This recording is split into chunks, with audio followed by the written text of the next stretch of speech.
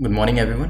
Current affairs to MCQ की series में 30th मई के करंट अफेयर्स हम कवर करने वाले हैं। This is brief introduction about me. My name is Prince Luthra और इंडिया रैंक 577।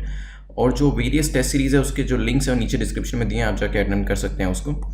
देन अगर कोई भी एमसीक्यूज़ आपको किसी भी सब्जेक्ट के प्रैक्टिस करने हैं तो वो नेटमो की एप्लीकेशन के ऊपर आपको मिल जाएंगे। आप जो एवरीडे बेसिस पे भी हम यहाँ पर जो एमसीक्यूज़ डिस्कस करते हैं करंट अफेयर्स के या अदरवाइज किसी भी सब्जेक्ट के, वो भी आप नेटमो की एप्लीकेशन के ऊपर प्रैक्टिस कर सकते हैं। Then you can subscribe this channel, you can press the bell icon press कर दीजिएगा। यूट्यूब की नोटिफिकेशन ऑन कर दीजिएगा ताकि जब भी कोई वीडियो अपलोड होता है उसकी नोटिफिकेशन आपको मिल जाए। अब हम मार्किंग स्कीम को देखेंगे। अगर आपको इस मार्किंग स्कीम के बारे में ऑलरेडी पता है तो आप फर्स्ट क्वेश्चन पे मूव कर सकते हैं। अगर नहीं पता है तो इसको डिस्कस कर लेते हैं एक बार। 8 से 10 एमसीक्यूज आप ठीक कर पाते हैं तो उसे एक्सलेंट परफॉर्मेंस माना जाता है। 6 से 7 एमसीक्यूज ठीक कर पाते हैं तो गुड परफॉर्मेंस माना जाता है। और क्योंकि यहाँ पे आपका score more than equal to 60% आ रहा है, इसी वजह से इस जोन को हम सेफ जोन कहते हैं। नीचे के जो ब्रैकेट है 4 to 5 एमसीक्यू, ये 40 to 55% वाला ब्रैकेट होता है। और यहाँ पर अनसर्टेनिटी बनी रहती है प्रीलिम्स देने के बाद कि रिजल्ट आपके फेवर में आएगा या अदरवाइज। तो इसी वजह से मेंस की तैयारी अच्छे से नहीं हो पाती है। Less than equal to 3 MCQs में चांसेस काफ़ी कम होते हैं। इसी वजह से ये जो नीचे के जो दो ब्रैकेट होते हैं इसे डेंजर जोन कहा जाता है और आपको अपर ब्रैकेट में आने की कोशिश करनी है अगर डेंजर जोन में आप फॉल कर रहे हैं एवरीडे बेसिस पे। चलते हैं आज के पहले क्वेश्चन के ऊपर। फर्स्ट क्वेश्चन जो है वो सॉलिडेरिटी ट्रायल्स के बारे में पूछा गया है कि सॉलिडेरिटी ट्रायल्स किस चीज़ को लेके हैं। क्या ये कोविड मेडिसिन के ट्रायल को लेकर है या फिर आईसीबीएम इंटरकॉन्टिनेंटल बैलिस्टिक मिसाइल के कोई ट्रायल्स हैं, न्यूक्लियर ट्रायल्स हैं या स्पोर्ट्स के कोई ट्रायल्स हैं। सोचिए क्या आंसर होगा, फिर डिस्कस करते हैं।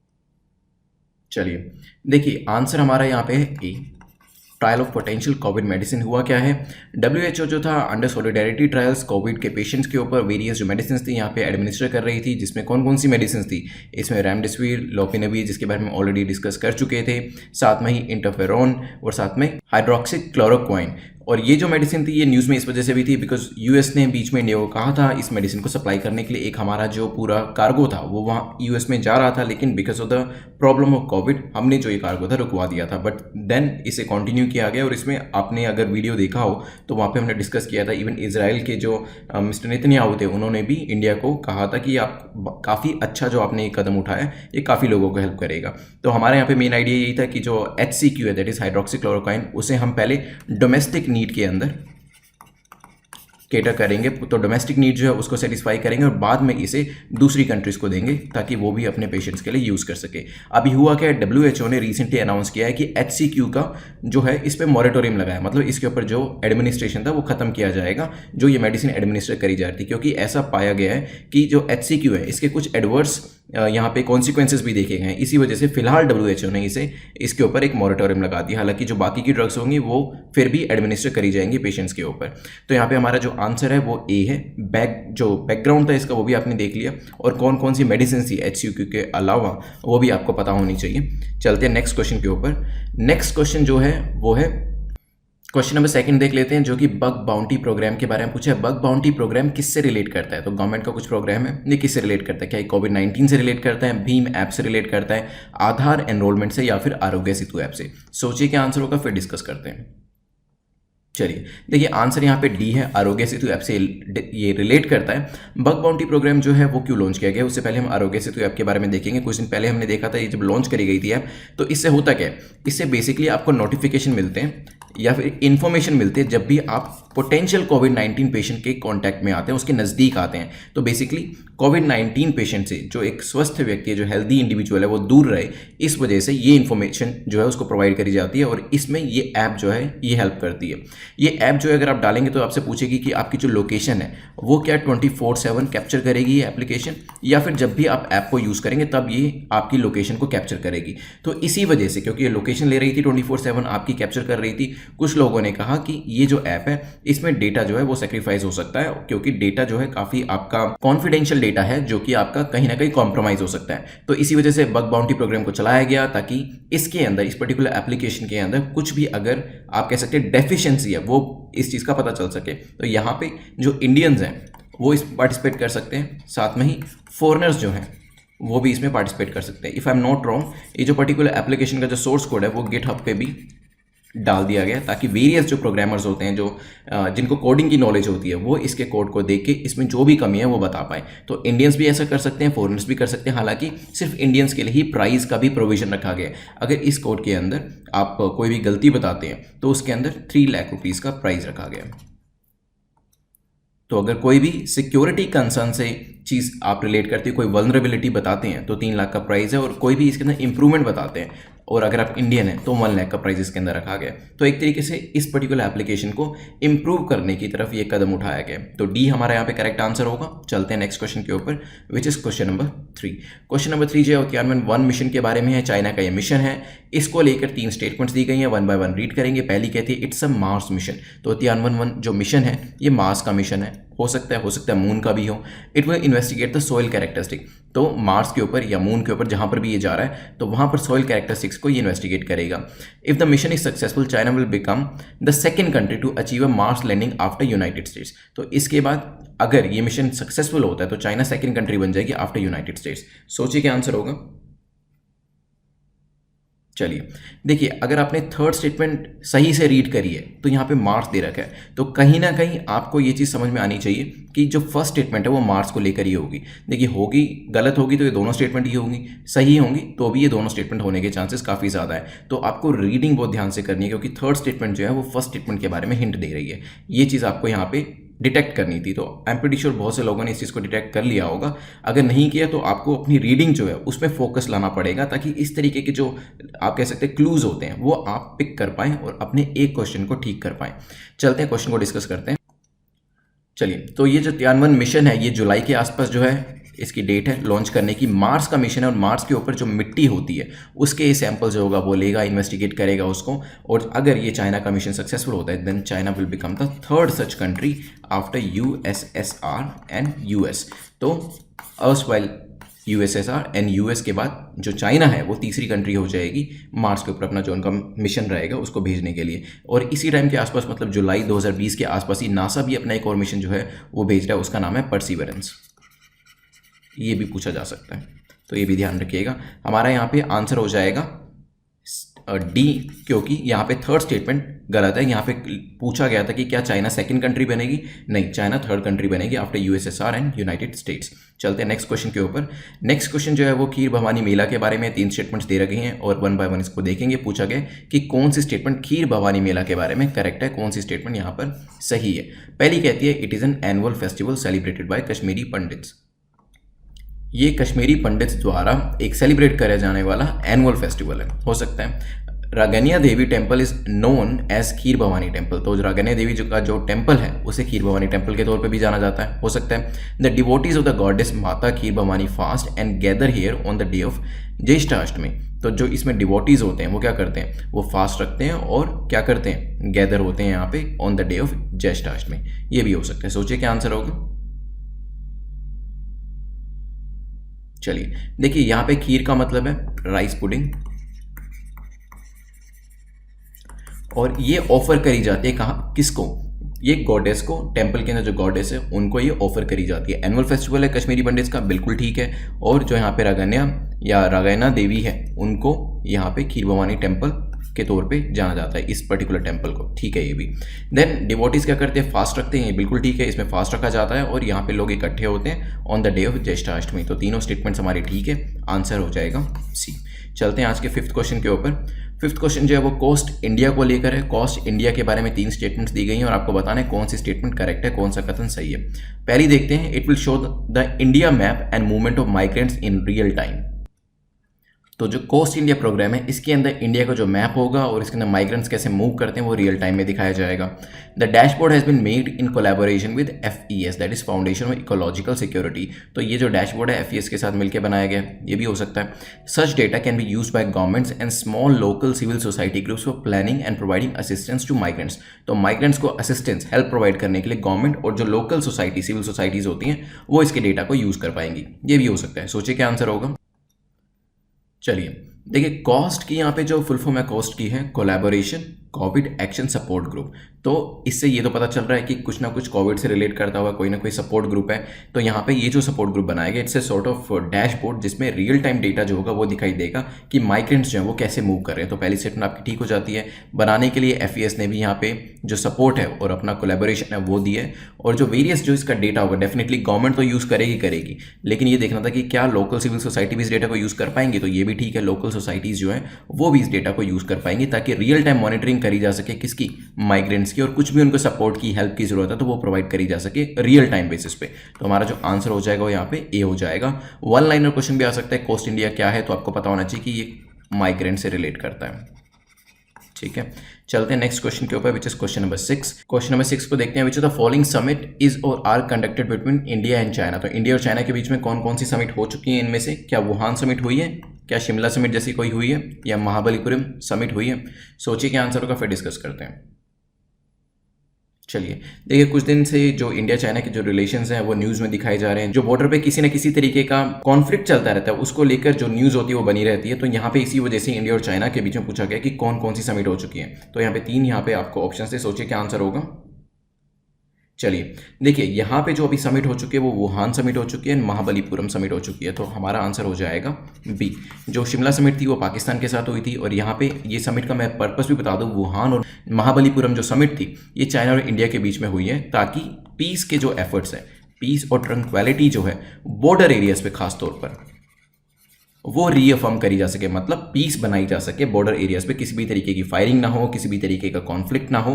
तो उसको बनाए रखने के लिए ये जो 2 हाई लेवल समिट्स थी वो करी गई थी। अभी जो कॉन्फ्लिक्ट चल रहा था उसमें यूएस ने भी अपना यहाँ पे एक ओपिनियन दिया था कि अगर इंडिया और चाइना चाहें तो यूएस मीडिएट कर सकता है ये जो एस्केलेटिंग टेंशन्स बढ़ रही हैं चाइना और इंडिया के बीच में।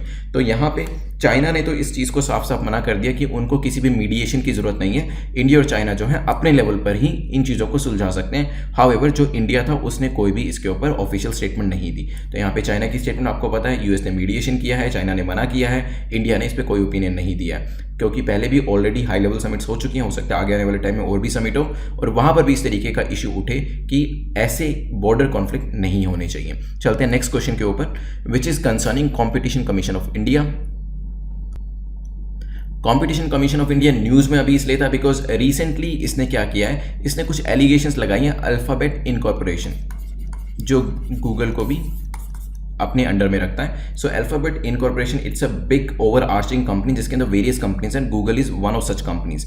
द बॉडी हैज इस, अगर कॉम्पिटिशन कमीशन ऑफ इंडिया की बात करें, इसमें मल्टीपल मेंबर्स होते हैं। और यहाँ पे गूगल का जो केस है वो इसलिए डिस्कशन में आया है क्योंकि गूगल की एक एप्लीकेशन है दैट इज गूगल पे, और ऐसा कहा गया कि एंड्रॉयड स्टोर पे जब भी आप जाते हैं और भी काफ़ी सारे मेथड्स हैं, भीम एप्लीकेशन है, साथ में पेटीएम है, फ़ोन पे है, दे आर वेरियस एप्लीकेशंस जो कि सेम ही चीज़ करते हैं जो गूगल पे करती है। लेकिन ऐसा कहा गया क्योंकि ये गूगल की अपनी एप्लीकेशन है, गूगल जो है इसको ज़्यादा आप कह सकते हैं आईबॉल्स देता है, फ्रंट स्क्रीन पे रखता है। जैसे कोई अगर आप सर्च करते हैं तो गूगल पे कहीं ना कहीं दिखाई दे जाता है, तो इससे क्या है अनफेयर एडवांटेज मिल रहा है गूगल पे को। ऐसा कॉम्पिटिशन कमीशन ऑफ इंडिया का कहना है कि वो अपनी मार्केट पोजीशन को एब्यूज कर रहा है। अगर आप सर्च करते हैं वेरियस पेमेंट प्लेटफॉर्म्स तो हो सकता है गूगल उसको सबसे ऊपर दिखाता हो। तो ये जो एलिगेशन है ये कॉम्पिटिशन कमीशन ऑफ इंडिया ने लगाए हैं, इसी वजह से हमने इस बॉडी के ऊपर क्वेश्चन बनाया। कॉम्पिटिशन कमीशन ऑफ इंडिया के ऊपर पहली स्टेटमेंट है that it is a statutory body जो कि रिस्पॉन्सिबल है किस चीज़ के लिए, कॉम्पिटिशन एक्ट 2002 को एनफोर्स करने के लिए। हो सकता है it has a chairperson appointed by central government, तो इसके चेयरपर्सन को सेंट्रल गवर्नमेंट अपॉइंट करती है। द बॉडी हैज़ 8 मेंबर्स, इस बॉडी के अंदर मैंने आपको बताया था मल्टीपल मेंबर्स है। सोचिए क्या आंसर होगा। चलिए देखिए, बैकग्राउंड में आपको बता ही चुका हूँ जो गूगल का पूरा था। इस तरीके की चीज़ें मेंस में लिखने के काम आती हैं, इस तरीके की चीज़ें जो है इंटरव्यू के टाइम पे पूछी जाती हैं। तो ये चीज़ आपसे प्रीलिम्स में पूछना थोड़ा सा मुश्किल है, लेकिन प्रीलिम्स में इस पर्टिकुलर बॉडी के बारे में जरूर पूछा जा सकता है। तो क्या ये स्टैट्यूटरी बॉडी है? तो यहाँ पे आंसर हमारा सही होगा, स्टैट्यूटरी बॉडी है जो कि कॉम्पिटिशन एक्ट 2002 को एनफोर्स करने के लिए बनाई गई थी। 6 मेंबर्स होते हैं, इसमें 8 मेंबर्स नहीं होते हैं, तो तीसरी स्टेटमेंट गलत हो जाएगी। चेयरपर्सन जो होते हैं वो येस सेंट्रल गवर्नमेंट उसको अपॉइंट करती है, तो हमारा आंसर क्या हो जाएगा, बी। ध्यान रखिएगा। चलते हैं 8वें क्वेश्चन के ऊपर। आज BevQ app, Bev here stands for probably beverage। तो in which of the following state BevQ app for liquor distribution is launched? तो कौन से स्टेट के अंदर ये पर्टिकुलर एप्लीकेशन को लॉन्च किया गया है? सोचिए क्या आंसर होगा। बेसिकली क्वेश्चन इस तरीके के आने के चांसेस कम है, बट ये आपकी नॉलेज के लिए है। इस तरीके की इन्फॉर्मेशन को आप किस चीज़ के लिए यूज़ कर सकते हो? मेंस की आंसर राइटिंग के लिए यूज़ कर सकते हैं एज एन एग्जाम्पल। सोचिए क्या आंसर होगा। क्या हरियाणा में लॉन्च करी है, केरला में, तमिलनाडु में, असम में? फिर इसका पर्पस भी देखेंगे। चलिए, तो यहाँ पे प्राइवेट स्टार्टअप ने एक ये पर्टिकुलर बेवरेज डिस्ट्रीब्यूशन जो ऐप है, दैट इज अल्कोहल को डिस्ट्रीब्यूट, लिकर को डिस्ट्रीब्यूट करने के लिए जो पर्टिकुलर एप्लीकेशन है, इसको लॉन्च किया है। इसके अंदर एप्लीकेशन के अंदर ही जो वर्चुअल क्यूज होती हैं वो बन जाती हैं। तो वर्चुअल क्यूज जो होती हैं वो यहाँ पे फॉलो करी जाती है। लॉन्च करने वाला स्टेट कौन सा है? Kerala. Kerala is the right answer. इस क्वेश्चन को बनाने का एक रीजन और भी था कि क्यों ना अगर हम लिकर डिस्ट्रीब्यूशन के लिए इस तरीके की एप्लीकेशन बना रहे हैं, although this is created by a private individual और मे बी प्राइवेट कंपनी या स्टार्टअप, बट गवर्नमेंट लेवल पर भी इस तरीके की एप्लीकेशन बनाई जा सकती है जिसके अंदर जो पब्लिक डिस्ट्रीब्यूशन सिस्टम्स होते हैं उनके थ्रू जो राशन होता है उसको डिस्ट्रीब्यूट करने के लिए वर्चुअल क्यूज बनाए जा सकते हैं, ताकि एक्चुअल में लाइनें ना लगे राशन को लेने के लिए। वहां पर वर्चुअल क्यूज का एप्लीकेशन के थ्रू डिस्ट्रीब्यूशन किया जा सकता है। तो यहां पे हमारा आंसर फिलहाल याद रखिएगा बी है। चलते हैं नेक्स्ट क्वेश्चन के ऊपर। नेक्स्ट क्वेश्चन जो है वो financial stability and development council के बारे में है। Financial stability and development council के बारे में यहाँ पे पूछा गया है कि 22nd मीटिंग जो इसकी होगी उसको कौन हेड करेगा? क्या प्राइम मिनिस्टर करेंगे, फाइनेंस सेक्रेटरी करेंगे, आरबीआई गवर्नर या फिर फाइनेंस मिनिस्टर? सोचिए क्या आंसर होगा, फिर डिस्कस करते हैं। चलिए देखिए, फाइनेंशियल स्टेबिलिटी डेवलपमेंट काउंसिल के ऊपर एक और क्वेश्चन भी डिस्कस करेंगे। उसमें आपको बहुत सारी चीज़ें इसके बारे में पता चलेंगी। ये जो काउंसिल होती है ये एक्सपर्ट्स को, ध्यान रखिएगा, इनवाइट कर सकती है। तो एक्सपर्ट्स आ सकते हैं इनकी मीटिंग्स के अंदर और अपनी अपनी जो राय होती है, अपना ओपिनियंस जो होता है वो दे सकते हैं, अपने एनालिसिस को भी यहाँ प्रेजेंट कर सकते हैं। ये जो मीटिंग होती है एफएसडीसी की जो काउंसिल होती है, इसको यहाँ पे फाइनेंस मिनिस्टर जो है वो हेड करते हैं। So D is the correct answer. इसकी एक सब कमेटी भी होती है, ध्यान रखिएगा। सो एफएसडीसी की एक सब कमेटी होती है जिसको आरबीआई के गवर्नर हेड करते हैं। तो कंफ्यूज मत होइएगा, सब कमेटी को आरबीआई, मेन जो आपकी काउंसिल है उसको फाइनेंस मिनिस्टर। तो यहाँ पे देख सकते हैं इसको।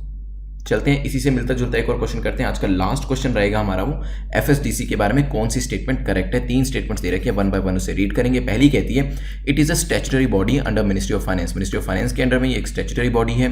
किरीट Parekh committee first recommended the formation of FSDC. तो एफएसडीसी बनाने के लिए सबसे पहले किरीट पारेख कमेटी ने कहा था heads of financial regulators participate in it. जो फाइनेंशियल रेगुलेटर्स के जो हेड होते हैं वो इसके अंदर पार्टिसिपेट करते हैं, हो सकता है। सोचिए क्या आंसर होगा।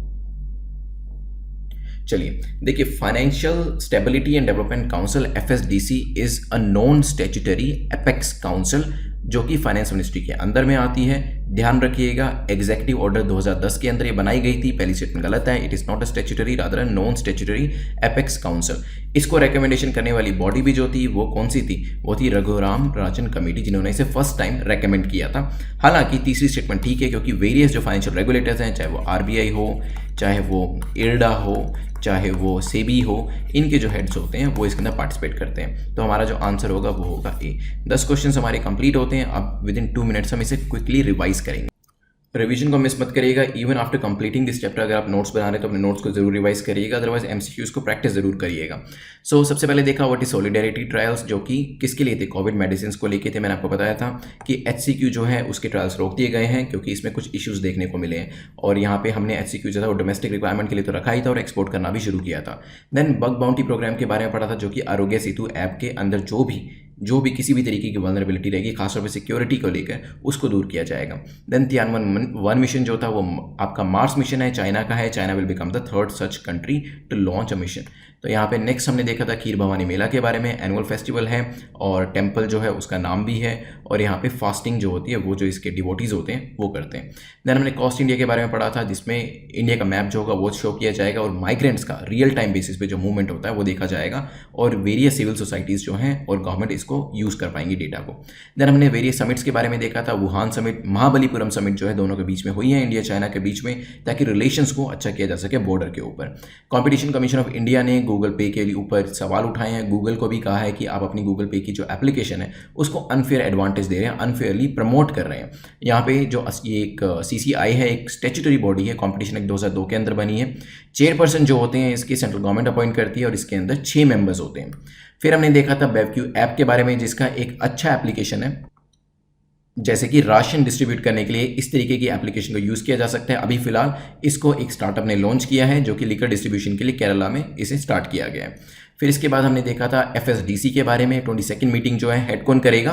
फाइनेंस मिनिस्टर इसको हेड करते हैं, इसकी सब कमेटी को RBI गवर्नर हेड करते हैं। इस काउंसिल के अंदर वेरियस एक्सपर्ट्स जो होते हैं उनको इन्वाइट किया जा सकता है ताकि वो अपना एनालिसिस जो है या अपने ओपिनियंस जो है वो शेयर करें गवर्नमेंट के साथ। देन हमने FSDC के बारे में देखा था, स्टैट्यूटरी बॉडी नहीं है, नॉन स्टैट्यूटरी काउंसिल है ये, और इसे रेकमेंड करने वाली कमेटी थी Raghuram Rajan committee. Various financial regulators के जो हेड होते हैं, चाहे वो RBI हो, PFRDA हो, IRDA हो, SEBI हो, उसके जो हेड्स हैं इसमें पार्टिसिपेट करते हैं। 10 क्वेश्चंस कंप्लीट होते हैं, यहाँ पे आपकी रिवीजन कंप्लीट होती है। टेस्ट सीरीज को नीचे जरूर अटेम्प्ट कर लीजिएगा ताकि आपको आपकी ऑल इंडिया रैंकिंग पता चल सके। देन इसके बाद आपके जो कमेंट सेक्शन है उसमें अपने मार्क्स जरूर लिख दीजिएगा। अगर 8 to 10 मार्क्स है then congratulations, you are in the safe zone. 6 से 7 मार्क्स है then of course you can improve, अभी भी पोजीशन आपकी सही है। नीचे के ब्रैकेट्स में अगर आपके मार्क्स है देन ऑफकोर्स रिवाइज ज़रूर करिएगा इसको। और बहुत से लोग पूछ रहे थे कि कौन सी एप्लीकेशन फ्लैश कार्ड के लिए सही रहेगी, तो मैं आपको बता दूं वो रिवीजन में आपको काफ़ी हेल्प करेगी। मैं फ्लैश कार्ड डीलक्स को यूज़ करता था, आप चाहें तो इसके अलावा कोई भी एप्लीकेशन जो आपको सही लगे वो यूज़ कर सकते हैं। फ्री एप्लीकेशन डाउनलोड करिएगा, उसे यूज़ करके देखिएगा। अगर आपको सूटेबल लगती है कोई भी एप्लीकेशन रिवीजन के पर्पस से तो उसका पेड वर्जन आप खरीद सकते हैं। मैंने खुद फ्लैश कार्ड डीलक्स यूज़ करी थी, काफ़ी सारी एप्लीकेशन को यूज़ करने का मुझे ये पसंद आई, हो सकता है आपको कोई और भी पसंद है, तो जो भी आपको सूटेबल लगती है उस हिसाब से आप परचेज कर लीजिएगा। यहाँ पे वेरियस आपकी टेस्ट सीरीज जो है वो अवेलेबल है, उसको ट्राई कर सकते हैं। टेलीग्राम पे कोई भी डाउट है तो पूछ सकते हैं। You can subscribe this channel, bell icon को प्रेस कर दीजिएगा ताकि नोटिफिकेशंस आपको मिस ना हो। Thanks for watching, have a nice day.